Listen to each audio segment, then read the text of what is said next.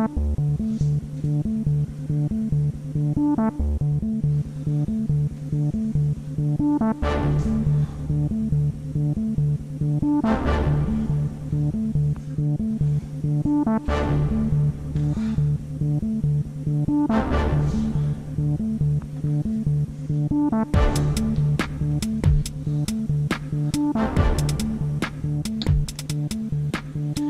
Saberites, Nonymous here.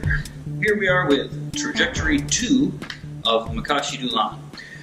This section, we're going to get into a lot of fancy footwork here, so I want to give you a little bit of a caveat about how to look at these little lessons and the footwork.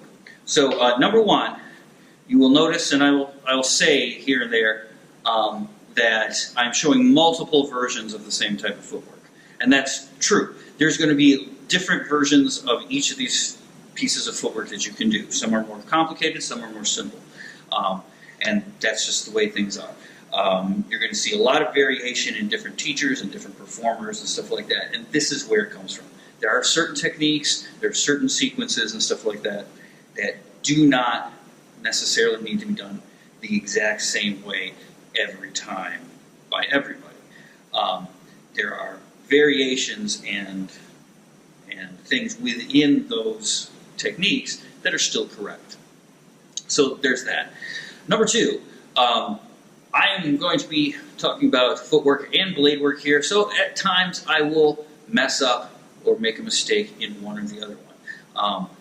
Take it with a grain of salt, understand that, try to do as I say, not exactly as I do unless what I say and what I do is matching, because obviously nobody's perfect.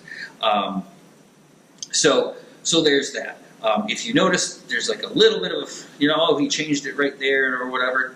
I didn't really change it, I just made a mistake. So we'll go on there. So that out of the way, let's get to this second trajectory, which is a lot of footwork. And it's a lot of different types of footwork that are going to be useful in a dueling situation that most people don't think about, right? So most of the time, when people are talking about Makashi and talking about dueling in general, they think back and forth, right? Because they see fencing and they see all of that kind of thing. There's a strip and there's a line and there's straight lines and all of this stuff is pushed really far to the forefront. And that's great. And to an extent, it's true, right? The shortest distance between 2 points is a straight line, so you always want to find that straight line. However, knowing that the other person has a weapon and will be trying to do exactly the same thing that you're trying to do to them, to you, it's going to make the whole thing a little bit more difficult than that. So you're going to have to circumvent, you're going to have to pivot, you're going to have to turn, you're going to have to do all kinds of stuff that, if you don't have an opponent standing in front of you, may seem very, very abstract. But trust it, follow with it, keep practicing it, and you should be able to see gains in whatever you're doing, whether it be choreography or sparring. Okay, so without further ado, trajectory 2. We start from the lunge here. We're going to do an orbit up to a kind of backward full moon or new moon, whichever you want to call it. We haven't gotten to that part yet. So it's kind of going over this way, like that. Okay? So it's here. You see, I'm going up. Now I'm going to step behind, and I'm going to do the sort of flip. Now, I'll do it from this side here too. So from here, there, to there. Okay? So this is a reaching strike underneath. The step that's going under can be a feint. It can also be a way to position. It's a good move to use in conjunction with somebody who's being very, very aggressive and really jumping in on you so that you can drop down low, slip in a strike while dodging their strike up there. It's used in fencing a lot, sometimes as well.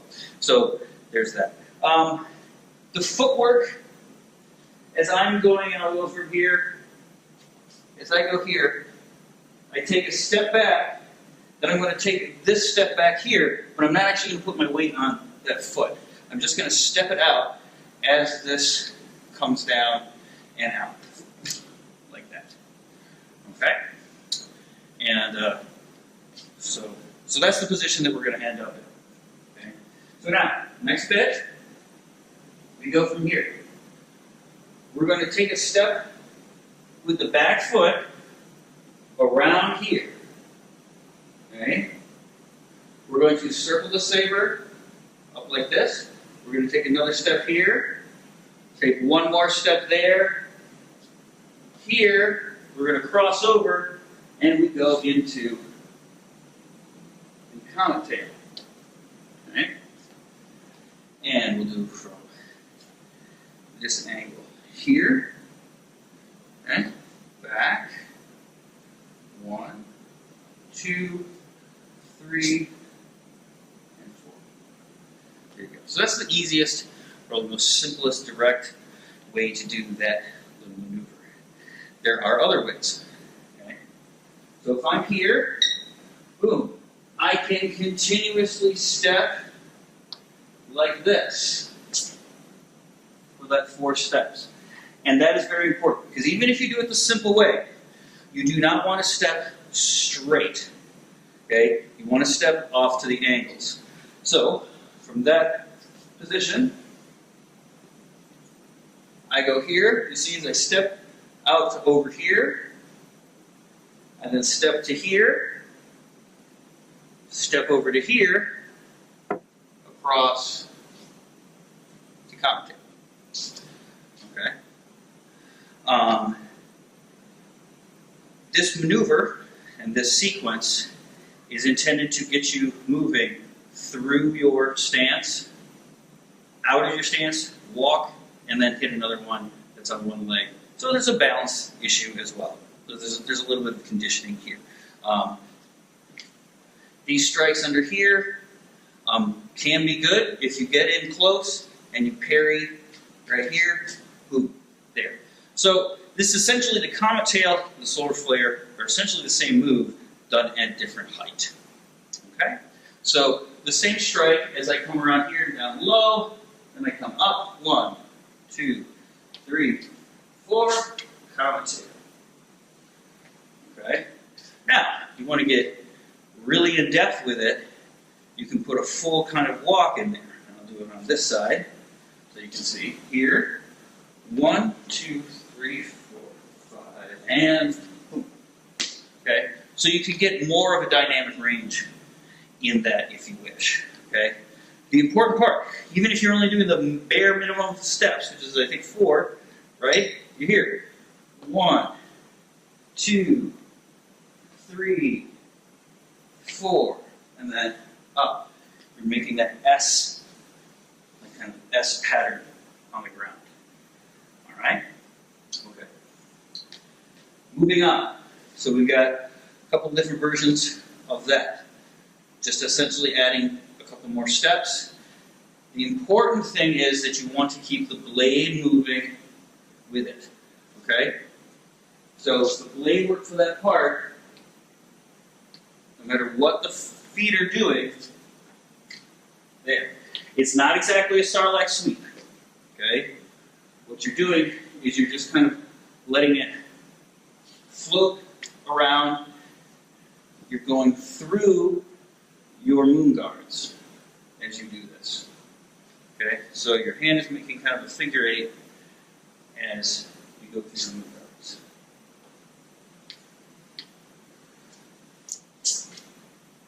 Okay? Alright, now from comet tail, we get into familiar territory. There. We're going to step back. Move the saber up over the head and down. Now we're going to do a starlight sweep with one hand. You can point this finger to this hand the whole time, or you can release it as I'm going to do here. So, the first way is we're going to step here. 1, 2. Now, no matter how many you do, you always end it by coming over the top and down to the bottom. Okay?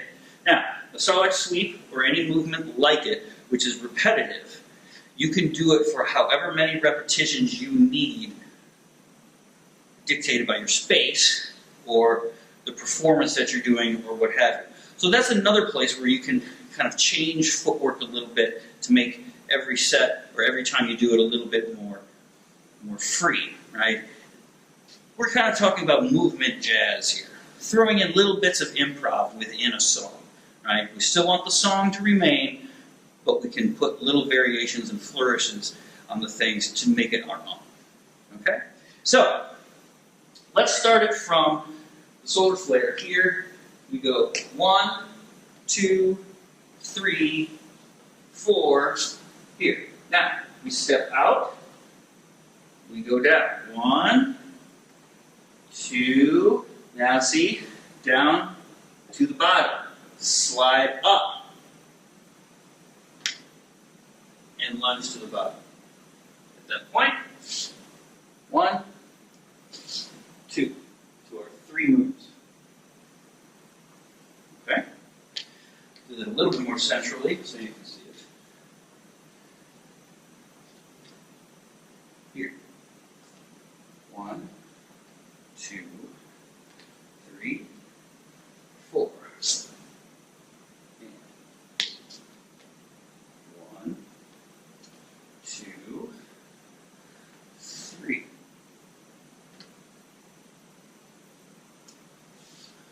Okay? All right. Fairly simple, straight to the point. We've been doing this before. The important part is to finish it. Full circles. 1, 2, 3. See? I'm right here. Bringing it up from the ground. Right? Like we're pulling something out of a hole. Okay. All right. So we're at 3 moons. Back again. Just like in the first trajectory. 3 moons. We're here. We end in full moon. What we're going to do now is we're going to be taking 3 steps and doing a thrust. A thrust is essentially like a lunge. It's a stab, but we're going to go across our body like this. Okay? And we're going to do it off of a step. And this is going to help us learn how to throw straight ahead strikes as we're moving forward at the same time. Okay. So, full moon. We're going to drop the saber, point the tip. 1, 2. Now on this 3rd step, we take a big step and stab. Okay? Now, take a small step with the front leg again. The front leg is going to come up, over, as we do the best canopy above our head. Here, there. Now, we can set it down there, and we can either come up, take a step, stab down, and then 1, 2, up and to raise the curtain. Okay. 1. Another one we can do is here. We go up, boom, just up like this. We take a step, take another step, and open to raise the curtain. Okay. The last one is we can go here, up, down low, over to the side, and up. Okay. So there are also other variations that are still acceptable within that little sequence, and this is where it gets tricky, and where we're going to see different levels in what people do with sets and forms. If you're starting out, pick one of these methods to learn, just one, and do that one, and only that one, until you get very, very good at it, right? When people can do multiple variations, depending on when they are doing it, takes a lot of time, and a lot of effort, and a lot of practice, right? If you do it prematurely, you're either going to confuse yourself and then lose your track onto what is correct technique, or you're just going to be spinning your wheels and just wasting time with something because you can't get any good correction on it. Okay? So keep that in mind as we go through that. I'll go through this here once again. So here, 1, 2, 3, and canopy, stand up. 1, 2, 3.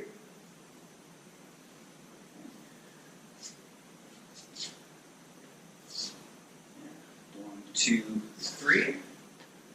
Up. 1, 2, 3. And 1, 2, 3. 1, 2.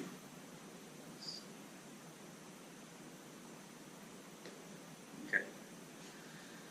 Other variations that you can do, you can throw a little arc step in there, a little circle walk, something like that. And that's where we're going to go next. With all of these sets, with all of this footwork, right, what we're going to be doing is we're making these arcs. Okay? So while we may be going straight to one target, we're constantly veering off of it, staying off the line, resetting our line. So while we may always be going in a straight line from our origin point, that line can rotate, can aim, can swivel, and do whatever we want it to do. So we don't have to necessarily come in right towards the face of our opponent. Right? We can find an angle. We can circumvent. We can outflank. All right? Don't think that just because Makashi is based on the duel and everything about it that's written in the fiction is about straight lines and all of this other stuff. Those are all literary devices. That's not the way things really work. You have to use all of your skills at all times. All right? So, we showed this. We'll just go over them a little bit. So here, 1, 2, 3, 4. There, see the small little swivel right in there. Now, Sarlacc sweep is a little bit different. We're just going to get kind of diagonals. So from here, we go here, 1, 2, 3. Okay, or 2. Okay. Now, the arc step after the 3 moons. This is very important because this is really where it's at, as it were. So here, we're going to go 1, 2, 3. Notice, I start facing this direction. I then come out, I'm thrusting in that direction. So we're making a little U with our footwork. Okay? We always want to be able to do that, because we do have to be able to get around aggressive and just completely forward-facing and forward-advancing opponents. That's very, very important. Okay? It's probably going to be a lot of what we experience, especially if we're competing, because people who are competing tend to really want that point. Okay? So there you go. When you come up, when you are here, okay, make sure this leg is nice and high. Your hand is pointing out. You can point it straight out if you want. I usually have it pointed to the tip of my saber or whatever. But again, comet tail, raise the curtain. These stances are meant for you to hit and stick as a balance training, okay? A deceleration training. Okay? Your body's ability to stop itself is going to be directly linked to how much speed it will produce for you. Right? It's not going to produce strength and speed that it cannot control. So it will self-regulate. Right? If you practice these deceleration techniques, you can raise that bar. Probably even hurt farther than you might think. All right. Okay, so that's it for trajectory 2. There's a lot to it, a lot of footwork. Remember, the footwork is sort of malleable. You use your basic footwork techniques, your pivots, your cross steps, your hut slides, all of that, and you put them together just to create these very simple patterns. Whether it be an S curve on the ground, a U shape, just kind of being able to go back and forth and diagonally, all very, very good skills and all very, very necessary. Like I said, if you're just starting out, pick one. Don't do them all, right? If you're an experienced practitioner, understand that if you look at all of these different footwork patterns, there is a common theme to them. I'll give you an example. When we're doing these, here, you can bring the foot in, you don't have to bring the foot in, okay? You can just move the foot if you want. If I'm here and I just move the foot to there, that's fine.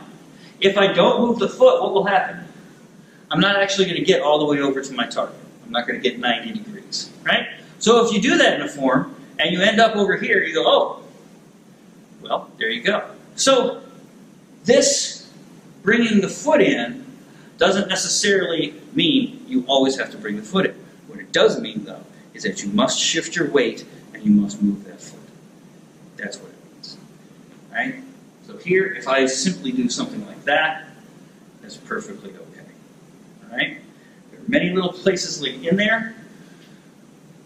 You just have to do it through trial and error. Make sure that you're really focusing on precision, that you're doing what you intend to do, right? So even if it's wrong, you have gotten that exercise of intending to do something and hitting that mark every time, right?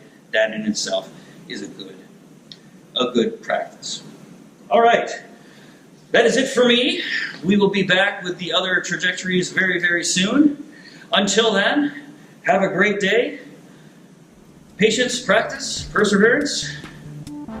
Happy Zapering.